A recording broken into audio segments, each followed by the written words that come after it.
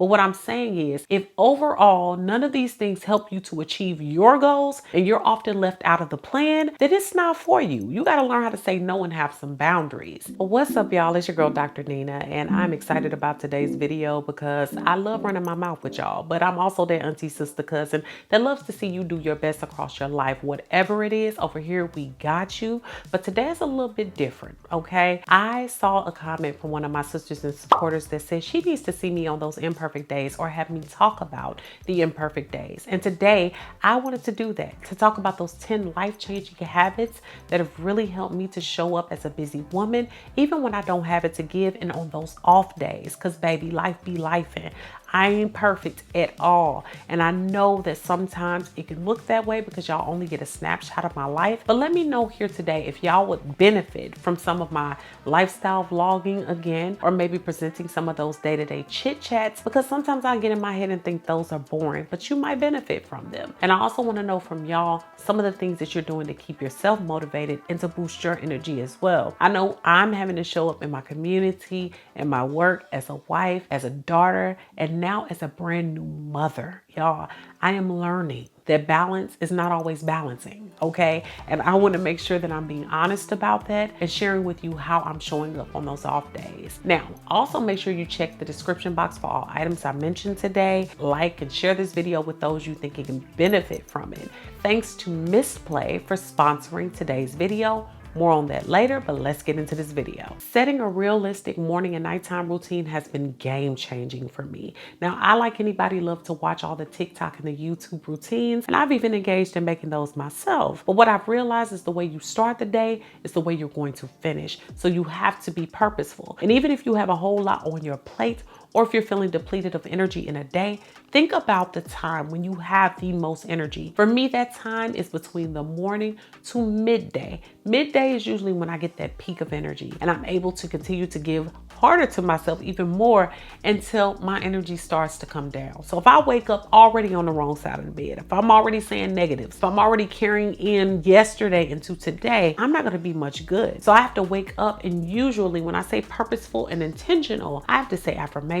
I have to make sure that I say a prayer or have a meditation, or even spend an extra minute on my skincare or my body care or my shower before I get to other things and other people in my life. And now I know most of us are very busy, but you might have to sacrifice a few minutes of sleep to get up a little bit earlier to give to you, because I can guarantee the way that you start is the way that you finish. And something that I say to myself when I get out of bed is, today I want to have a good day. How am I going to do that? And I will give myself ways for me to do that, and ways for me to accomplish what I need to achieve in order for me to be my best. That makes for a more restful night. That makes for a less anxious day. And it also helps me to complete the things that I need to for myself and my family, and not feel guilty for the things that I miss out on. I've had to learn to stop feeling bad about protecting my time, my life, and my space. And a lot of times, even in the past, I would be in relationships or even friendships where I was left to feel bitter because I was giving so much. And I was thinking that I would get a lot for giving so much. And that's not how that works. What I realized is my bitterness was coming from my inability to prioritize. And when you prioritize, you put forth effort into the things that are really number one, number two, number three on your list to help propel you into what you need to get done or what you need for yourself. And when you do that, you're actually going to become more balanced and better at handling a lot more. When I realized that, I also had to start saying no. And a lot of people will make you feel bad for saying no. You're going to always hear that you're selfish for not giving your time, your resources, your energy,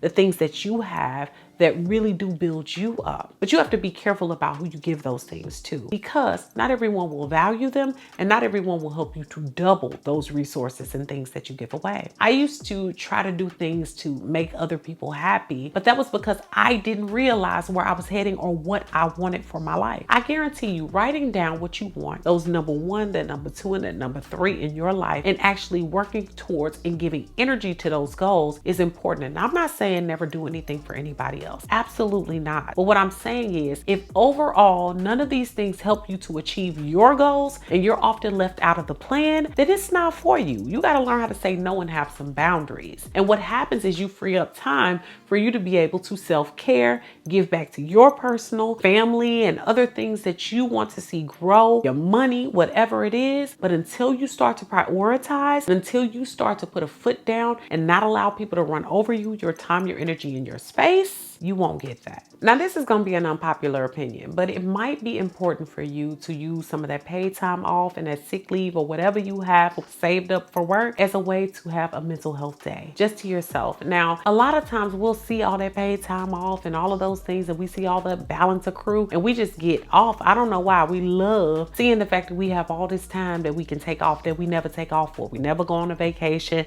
We never just take off to have a day to ourselves, but that's what it's usually for. Those mental health days will help you to decompress, help you to just sit, think about things, and come back to yourself. I don't know about you, but when I'm overworked, I'm rude, I'm mean, and I'm just not a pleasant person to be around. Click like if you can relate. But when I take some time to just do nothing, hear nothing, be at peace, even when other people might think I am doing something else, it just gives me a chance to have some of my time back, reclaiming my time. And so that's going to help me to be more functional, show up better in my world, get more accomplished and achieved. And when I'm off, when I'm having an off day, it's also going to help me to deal with those emotions more effectively and also be better to everyone around me. So use the time, girl. Just, I don't know why we love to see that time just accrue up that we never use, but please, today, if you need to, take it. I like to have self-care Sundays or any days, and I schedule them. And the reason why I schedule stuff like this is because I will find ways to finagle out of it. I'll find ways to do things for other people instead of doing something for myself. So as soon as I book something like a pedicure, a manicure, a facial, ordering something from Amazon or walking through Target, whatever, I have to schedule it. When I have something to look forward to, it makes it harder for me to be able to get out of it and less able to say that I don't need something.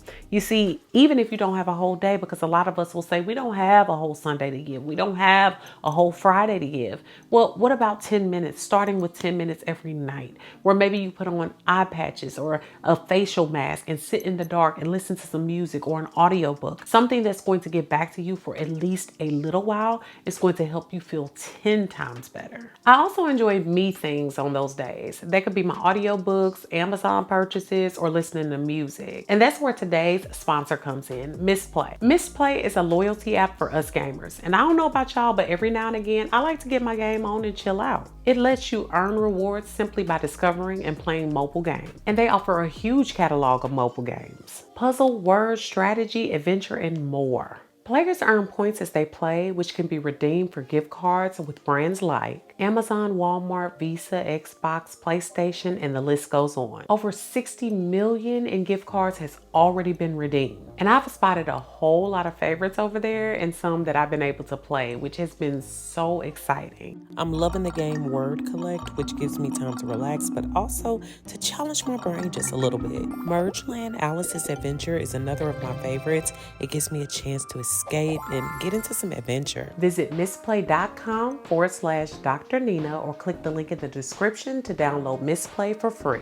Y'all, you'll get 200 bonus points for signing up today. Plus, use my code inside the Misplay app to get an additional 50 free points, which will help towards redeeming your first gift card. See the description below for all the details. I've learned the value of adding simple movements into my day and making them small. I'm going to be honest here. I'm used to really going all out for workouts. And when I lost all that weight 20 years ago, ever since I've gone hard. Do you hear me? However, I don't have all the time I used to go hard, nor do I always have the ability to. Recently, I had a C-section, so I had to learn the hard way, baby. You cannot just get up and start working out. It takes time. So small movements even still help to keep you focused. They still benefit your body. They help to feel less stress, and they also help you to feel more accomplished, even if it's something small. So I had to dial back. And so now that I'm more healed, I've been able to ease into 3 to 4 times a week, having more harder workouts. But the other days, I'm still doing something small like walking or stretching,